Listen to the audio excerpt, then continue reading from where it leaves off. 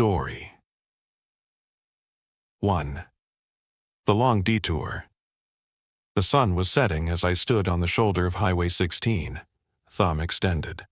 3 hours since my car had broken down, and not a single mechanic would be open by the time I reached town, if I ever did. October in northern Montana wasn't kind to stranded travelers. My phone had died an hour ago, and the temperature was dropping rapidly. When the blue pickup slowed beside me, I couldn't help but feel relieved. The driver, a middle-aged man with a weathered face and a flannel shirt, leaned across the seat.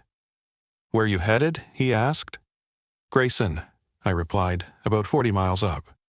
"I can take you most of the way," he said. "Hop in." I settled into the passenger seat, grateful for the truck's heater.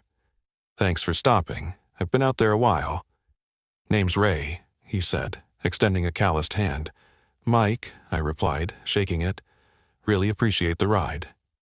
The first 10 minutes passed in comfortable silence. Ray seemed like a decent guy. Quiet, but not unsettlingly so. The radio played old country music at a low volume. "Been living around here long?" I asked, trying to make conversation. "All my life," Ray answered. "Know these roads better than anyone." As if to prove his point, he suddenly turned onto a narrow dirt road. "Shortcut," he explained, noticing my confused expression. "Save us 20 minutes. I nodded, though something felt off. The main highway had seemed perfectly direct. Still, who was I to question someone doing me a favor? The dirt road wound through dense pine forest, the kind that swallows daylight even at noon. Now, with dusk settling, it was becoming alarmingly dark. Ray didn't turn on his high beams. "You know," he said after we'd driven for about 10 minutes, "I picked someone up along that same stretch last month." "Yeah? Yep, young guy, like yourself. Car trouble." Something in his tone made the hair on my neck stand up. "Must be a bad stretch of road," I offered. Ray chuckled. "Could be. Or could be, I know exactly where to wait." My mouth went dry. I casually reached for my phone before remembering it was dead. "How much farther on this shortcut?" I asked, trying to keep my voice steady. "Oh, we're not going to Grayson anymore," Ray said, his voice eerily calm. "I've got a place about 5 miles up, real private. No one will bother us there." My pulse quickened as I noticed we were slowing down. The truck came to a stop in the middle of the deserted road. "Thing is," Ray continued, reaching under his seat, "I collect things from the people I pick up. Mementos, you might say." He pulled out a wooden box and placed it on the seat between us. When he opened it, my stomach lurched. Inside were wallets, watches, rings, and what looked like locks of hair, each carefully labeled. "I'm going to need something from you, Mike," he said, pulling a hunting knife from his belt. "You choose what it is." Adrenaline surged through me. As his eyes flicked to the box, I grabbed the door handle and threw myself out of the moving truck.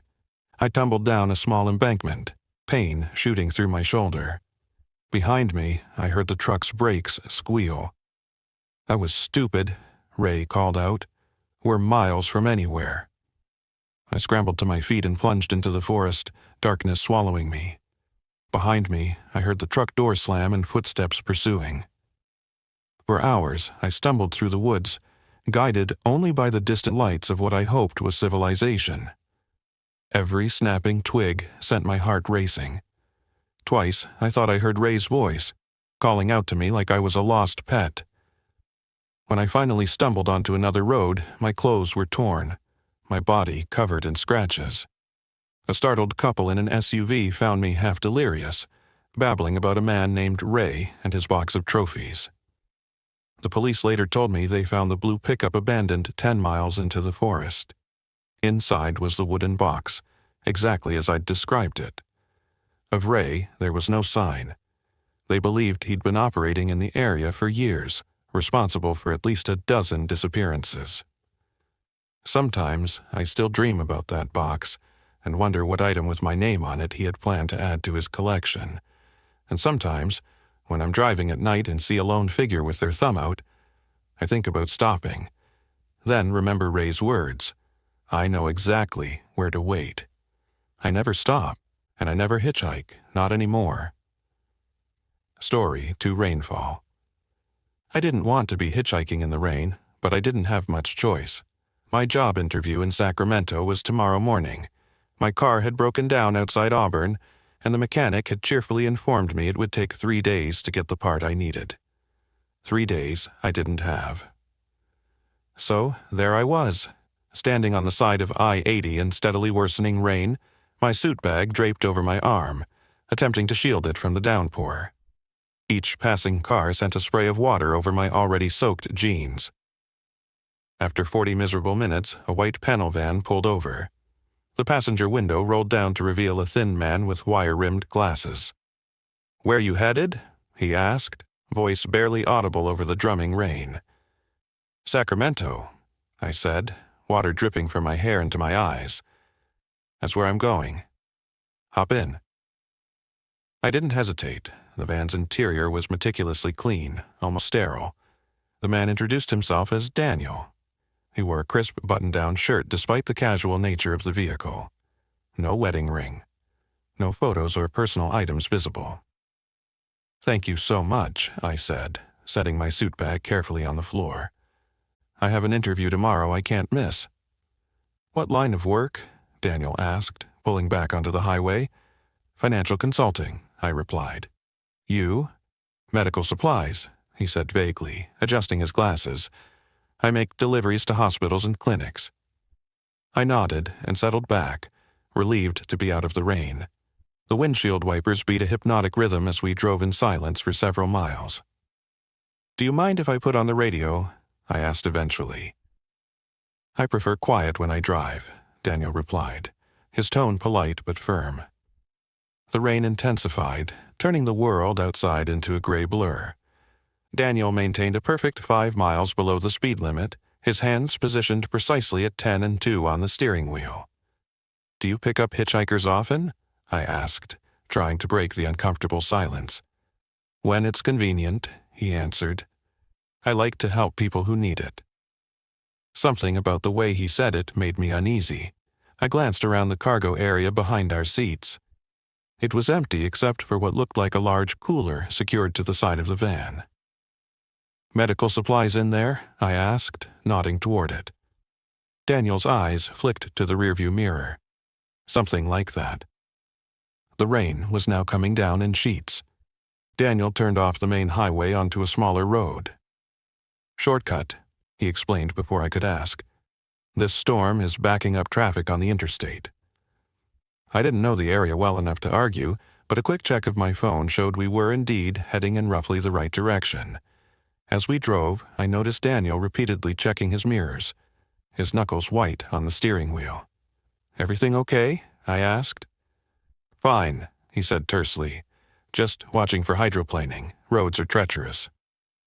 20 minutes later, we turned onto an even smaller road that cut through dense forest. The rain had reduced visibility to almost nothing. "Are you sure this is right?" I asked, unease growing. "Seems pretty remote." "Trust me," Daniel said, his voice oddly flat. "I make this drive weekly." I checked my phone again and saw the signal had disappeared. We were now on what was little more than a gravel track, mud splashing up the sides of the van. "Maybe we should go back to the main road," I suggested, trying to keep my tone casual. Daniel didn't respond. Instead, he suddenly pulled over and shut off the engine. "Why are we stopping?" I asked, my heart beginning to race. "Need to check something in the back," he said, removing his key from the ignition. "Wait here." He stepped out into the downpour and went around to the rear doors. Through the rain-streaked windows, I could just make out him opening the cooler. I had a decision to make. My instincts screamed that something was very wrong, but walking away meant abandoning shelter in the middle of nowhere during a torrential storm. When I heard what sounded like metal tools being arranged, I made my choice. I quietly opened the passenger door and slipped out into the rain, staying low beside the van. Peering around, I could see Daniel bent over the open cooler, his back to me. Beside him, on the floor of the van, was an arrangement of surgical tools. Scalpels, forceps, and what looked disturbingly like a bone saw. I backed away slowly, then turned and ran into the forest, the rain masking the sound of my footsteps. Behind me, I heard a shout of surprise, then anger. For hours, I stumbled through the woods, soaked to the skin, using my phone's flashlight sparingly to preserve its battery. The rain eventually stopped, and I managed to find another road shortly after dawn. A trucker picked me up and, after hearing my story, took me straight to the police station. They found the white van abandoned 20 miles away. The cooler contained surgical ice packs and several empty, sterilized containers labeled for organ transport. Daniel, if that was even his name, was gone. I missed my interview, but whenever I think back on that rainy night, I know I made the right choice. Sometimes missing an opportunity is better than becoming one. Story. Wrong turn. You're not from around here, are you? It wasn't the greeting I'd expected when the battered red Jeep pulled over. But I was hot, tired and desperate after walking for miles along the dusty Texas highway. "No, sir," I replied, wiping sweat from my brow. "Just passing through, headed to El Paso." The driver, a heavy-set man in his 50s with a sunburned face, gestured to the passenger seat. "Hop in. Name's Bert." "Tom," I said, gratefully sliding into the air-conditioned vehicle. "Appreciate the ride." "What brings you out to this stretch of nowhere without wheels?" Bert asked, gunning the engine back onto the empty highway.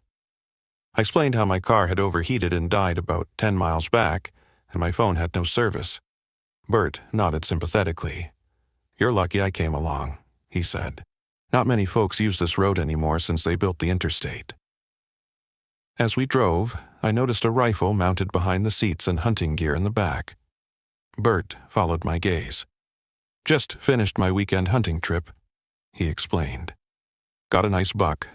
Dressed him right there in the field." I nodded, noticing for the first time the faint coppery smell in the vehicle. Probably deer blood, I thought, though something about it made me uneasy. "There's a diner about 30 miles up," Bert said. "They got a mechanic next door who might be able to help with your car." "Perfect," I replied, relaxing a bit. I really lucked out. Bert smiled, revealing tobacco-stained teeth. "Well, sometimes things just work out, don't they?"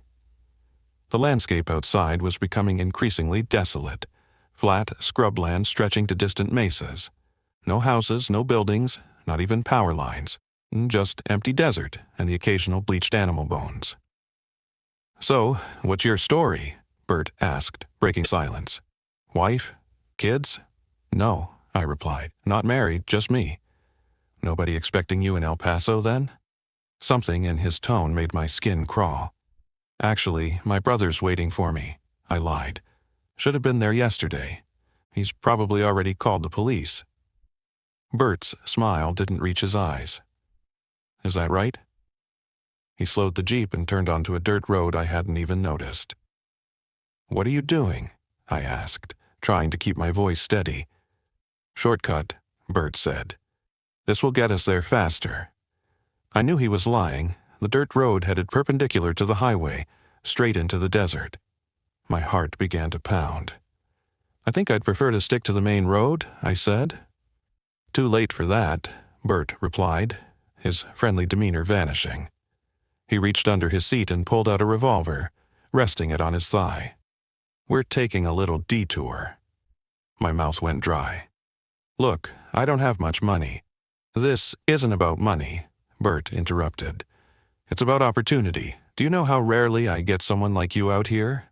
No connections, no one looking for you." The Jeep bounced over the rough terrain, kicking up dust clouds behind us. My mind raced, looking for options. Jumping out at this speed would likely kill me. Fighting for the gun seemed equally suicidal. "Where are we going?" I managed to ask. "I've got a special place," Bert said almost cheerfully. "Been taking folks there for years. It's very private." In that moment, I knew with terrible certainty what would happen if we reached his special place. I had to act before then. "I'm going to be sick," I suddenly groaned, doubling over dramatically. "Don't you dare puke in my Jeep," Bert warned, momentarily distracted. I seized the opportunity, grabbing the steering wheel and yanking it hard to the right. The Jeep swerved violently, caught in the soft shoulder of the dirt road, and began to roll. The impact was brutal. The world spun in a chaos of dust and noise. I was thrown against my seatbelt, then against the door as the Jeep tumbled. When it finally stopped, we were upside down. Dazed, but conscious, I hung from my seatbelt. Beside me, Bert was motionless, blood trickling from a gash on his forehead. The gun had disappeared in the chaos. With shaking hands, I unbuckled myself, falling awkwardly to the roof of the inverted vehicle. Pain shot through my left arm, possibly broken, but adrenaline dulled it. I scrambled out through the shattered window. Outside, the desert sun beat down mercilessly. I searched quickly for the gun but couldn't find it in the scattered debris. From inside the Jeep came a groan. Bert was regaining consciousness. I ran. There was nothing else to do. I ran back toward the highway, ignoring the pain in my arm and the blood running down my face from a cut I hadn't even felt. Behind me, I heard Bert shouting, his voice filled with rage. I didn't look back. I just kept running, the desert terrain rough under my feet. It took hours to reach the highway again, and another hour of walking before a state trooper spotted me, dehydrated, injured, and barely coherent. When I told my story, they sent units out searching for the red Jeep. They found it abandoned. In the back, partially covered by hunting gear, they discovered a collection of personal items: watches, wallets, cell phones, each belonging to someone who had disappeared along that stretch of highway over the past 5 years. But they never found Bert. Sometimes I imagine him still out there, driving some other vehicle, looking for people like me, alone, vulnerable, and trusting enough to get into a stranger's car on a deserted road. I don't hitchhike anymore, and I always make sure someone knows exactly where I am. 4. The Good Samaritan. It was supposed to be a simple trip back to college after winter break. 30 hours on a Greyhound bus from Phoenix to Ann Arbor. But when the bus broke down outside Omaha at 2 a.m. with the temperature hovering around 0, simple went out the window. "Next bus won't be until tomorrow afternoon," the driver announced to the groaning passengers. "Company's arranging hotel accommodations in town." I had an exam at 8 a.m. the day after tomorrow. Missing it meant failing the course. "Is there any way to get to Omaha tonight?" I asked the driver. He shrugged. "Taxi, maybe. It's about 20 miles. A quick check of my bank account confirmed what I already knew. I couldn't afford a 20-mile cab ride. With no better options, I shouldered my backpack and started walking along the highway shoulder. Maybe I'd get lucky and catch a ride. The cold was brutal. Within minutes, my face went numb, and my fingers ached inside my thin gloves. Cars whizzed past, their headlights briefly illuminating the snowy landscape before plunging me back into darkness. After 30 minutes of walking, my optimism was fading with my body heat. Then salvation. A car pulling onto the shoulder ahead of me, hazard lights blinking. It was an older sedan, well-maintained but nothing flashy. The driver's window rolled down to reveal a man in his early 40s, with kind eyes and a concerned expression. "Need a ride?" he asked. "It's dangerous to be walking out here." "Yes, please," I replied, teeth chattering. "I'm trying to get to Omaha to catch a connection." "Hop in," he said. "I'm headed that way." The car's heater was blissfully warm. As we pulled back onto the highway, the man introduced himself as Paul, a high school science teacher returning from visiting his mother. "I'm Mark," I said. "Thank you so much for stopping. I was starting to think I'd freeze to death out there." "Couldn't leave someone stranded in this weather," Paul replied, smiling. "Where are you headed ultimately?" "Ann Arbor," I explained. "I have an exam I can't miss." We chatted easily as the miles passed. Paul was intelligent and thoughtful, asking about my studies and sharing stories about his teaching. He seemed genuinely interested in my life, in a paternal sort of way. "Do you have a place to stay in Omaha?" he asked. It's late, and hotels might be full with all those stranded bus passengers. I admitted I hadn't thought that far ahead. I live about 10 minutes from the bus station, Paul offered. I have a spare room you're welcome to use for the night. No sense spending money on a hotel for just a few hours. Under normal circumstances, I might have declined. Staying at a stranger's house wasn't something I'd typically consider. But Paul seemed so genuinely kind, and the prospect of a warm bed versus a cold bus station bench was too tempting. "That's incredibly generous," I said. "If you're sure it's no trouble." "None at all," Paul replied, happy to help. As we entered Omaha, Paul turned onto residential streets, eventually pulling into the driveway of a modest ranch-style home. The neighborhood was quiet, houses dark except for porch lights. "Home sweet home," Paul said, grabbing my backpack before I could. "Come on in and warm up properly."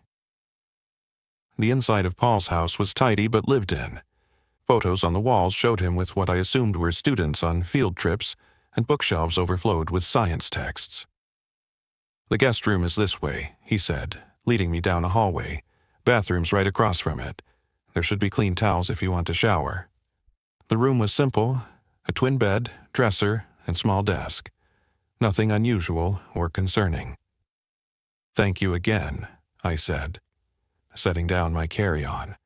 "This is really nice of you." "Let me get you some water," Paul said. "You must be dehydrated from the cold." He disappeared into the kitchen while I sent a quick text to my roommate, letting him know where I was staying, including Paul's address, which I'd noted from a piece of mail on the entryway table, just in case. Paul returned with 2 glasses of water. We sat in his living room as he asked more about my studies and plans. There was something soothing about his interest, like talking to a favorite uncle. "You must be exhausted," he eventually said. "I'll let you get some rest. The bus station opens at 6 a.m. I can drive you there before I head to school." I thanked him again and retreated to the guest room, where despite my initial plan to stay vigilant, exhaustion soon pulled me into sleep. The sound of movement woke me hours later. My phone showed 3:17 a.m. I lay still, listening. Soft footsteps in the hallway. The quiet click of the bathroom door. Nothing sinister, I told myself. Just my host using his own bathroom. But then I heard another sound, a soft scraping at my door. My heart began to race as I watched the handle turn slowly, the door opening just a crack. I held my breath, feigning sleep but watching through barely opened eyes. Paul stood in the doorway, silhouetted by the dim hallway light. He didn't enter, just stood there, watching me. After what felt like an eternity, he closed the door and moved away. Sleep was impossible now. I sat up, mind racing.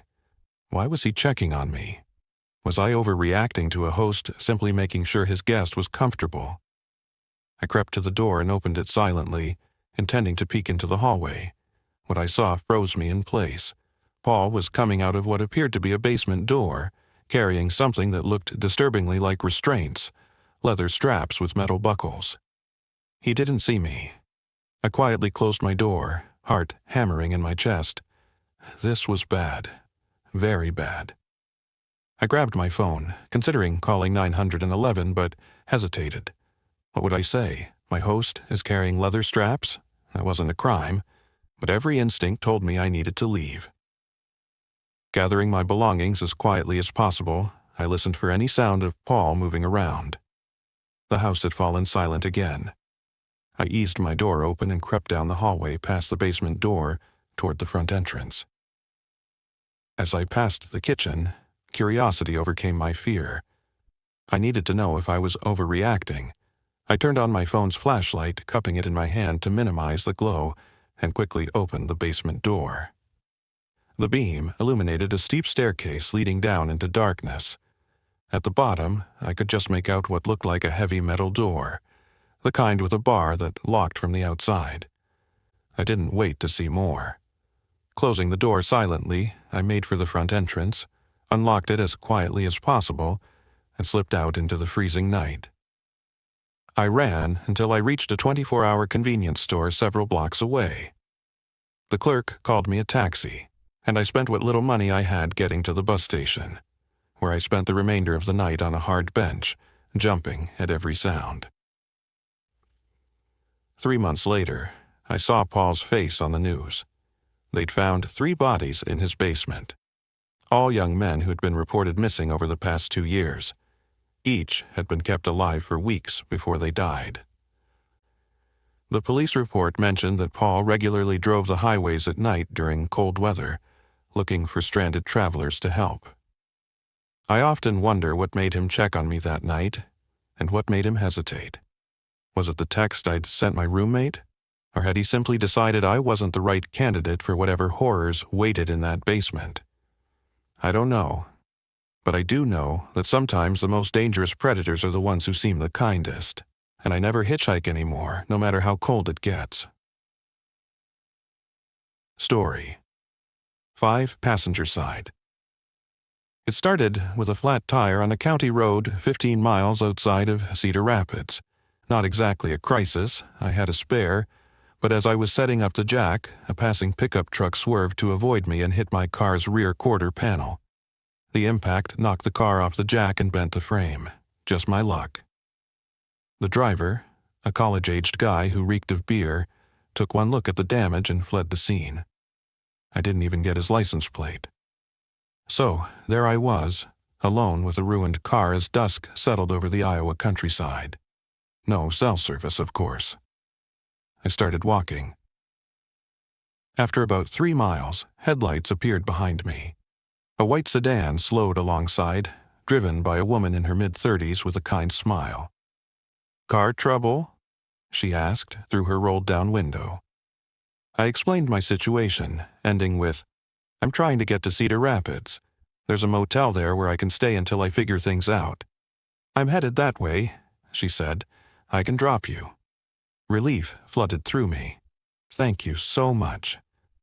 The woman, who introduced herself as Diana, had a pleasant, professional demeanor. She was dressed in business casual attire and spoke with the measured cadence of someone used to giving presentations. The car was immaculate, not even a coffee cup in the center console. "What do you do?" I asked as we drove. "Pharmaceutical sales," she replied. "Just finished my last appointment of the day." We chatted easily about our jobs, the weather, typical small talk. Diana was articulate and friendly, but something felt slightly off, like she was playing a part rather than being herself. I dismissed the thought. She was doing me a huge favor. I had no right to analyze her personality. About 10 minutes into the drive, Diana's phone rang through the car's Bluetooth. She glanced at the display and declined the call. "Sorry about that," she said. "Work never stops." A minute later, it rang again. Same response from Diana, though I noticed her knuckles whitening on the steering wheel. The third time it rang, she answered with a curt, "I told you not to call me." A man's voice filled the car, angry and urgent. "Where the hell are you? You were supposed to be home hours ago." Diana's pleasant demeanor vanished. "I'm working. I'll be home when I'm done." "You're lying," the man said. "I called your office. They said you left at noon." Diana's jaw tightened. "I'm hanging up now."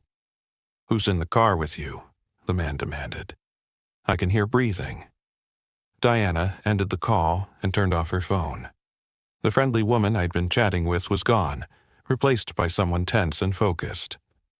"Sorry about that," she said, her voice strained. "My husband, he's controlling." "No problem," I replied, though unease was building in my stomach. Something wasn't right.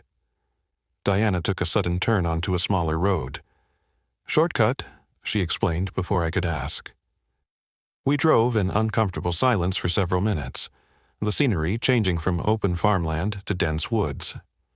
This didn't look like the way to Cedar Rapids. "Are you sure this is—" I began. "It's fine," Diana snapped. Then, forcing a smile, "I know these roads well."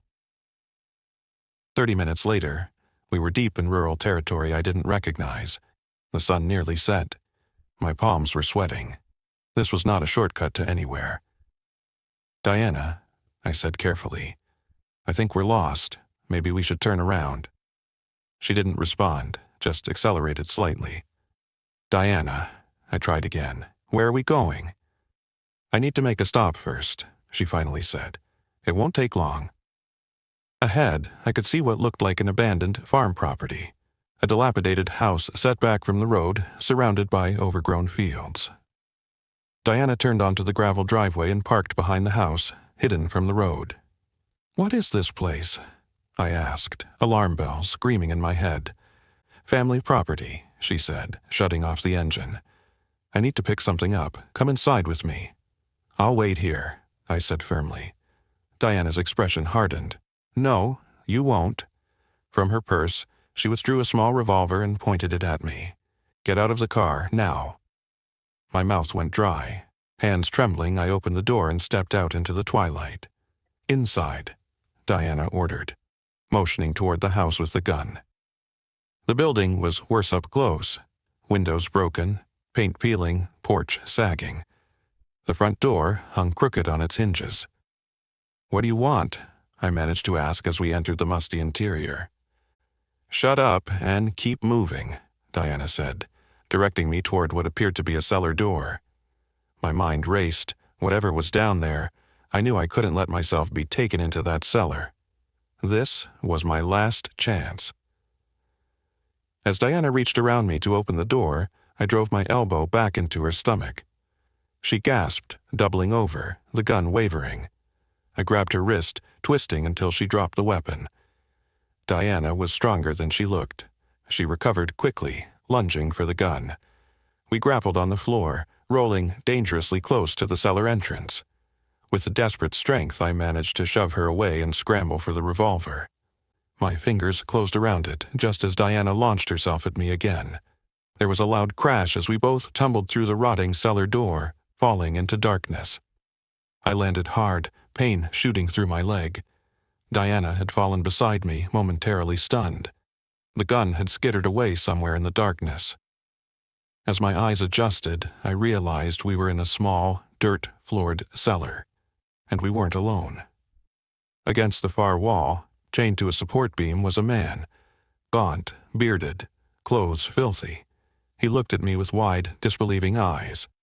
"Help," he croaked, his voice barely audible. Before I could process what I was seeing, Diana was on her feet, searching frantically for the gun. I scrambled backward, my injured leg screaming in protest. "Who is he?" I demanded. "What is this place?" Diana found the gun and turned toward me, her face twisted with rage. "This is what happens to men who don't know their place," she snarled. "Men like my husband. Men like you." As she raised the gun, a new voice called from above. "Police! We're coming in." Diana's eyes widened in shock. Footsteps pounded overhead. "Down here," I shouted, "in the cellar." Diana lunged for me, the gun aimed at my chest. I rolled aside as she fired, the bullet striking the dirt floor. Before she could fire again, armed officers swarmed down the cellar stairs, weapons drawn. "Drop the weapon," they commanded. Diana's face contorted with fury, but she let the gun fall from her fingers. Later, at the hospital where my broken leg was being set, a detective explained everything. The chained man was indeed Diana's husband. She had kept him prisoner for months, telling neighbors and colleagues he had left her. The police had tracked Diana's car using her phone's GPS after her husband, who had briefly escaped earlier that day, called 911 from a neighbor's house. "You're lucky to be alive," the detective told me. "We found records suggesting you would have been her fourth victim. She has a pattern, picking up male hitchhikers, taking them to the farm, and—" He trailed off, not needing to finish the thought. I sometimes wonder about the sequence of events that saved my life. A flat tire, a drunk driver, a desperate husband's escape, and a phone GPS. If any one of those elements had been different, I might now be nothing more than a missing person case, another vanished hitchhiker, another unsolved mystery. I don't believe in fate or guardian angels, but I do believe in paying attention to the warning signs. Sometimes that feeling that something is off is the only defense we have, and I'll never ignore it again. Thank you for watching. Please subscribe for more horror stories on Moonlit Scarecrow.